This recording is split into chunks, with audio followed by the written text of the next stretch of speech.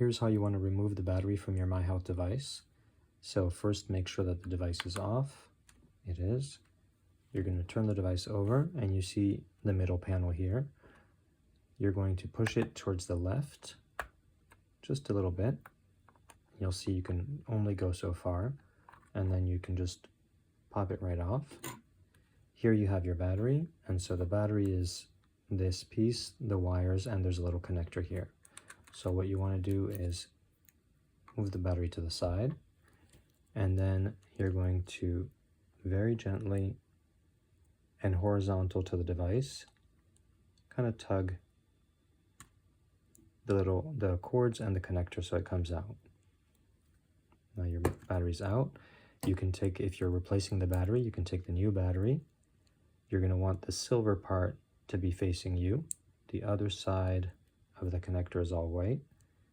So you want the silver part facing you. You're going to place it in the connector there. Place the battery in the compartment. Just going to make sure it's in there snug. The cord is running down the left side. And then pop the top back on. Again, you're going to pop it slightly off center.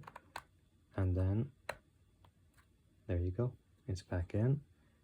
And if you're replacing the battery, it will ask you to confirm the date and time. So you want to make sure your time is correct. And your miHealth is now ready to go. If you were replacing the battery, I would suggest doing a quick electrode calibration.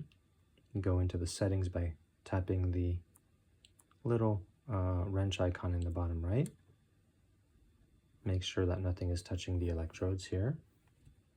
And then you're going to calibrate electrodes. We're calibrating the internal electrodes. There's nothing connected to the device. Internal, and okay. Just going to let that process finish up.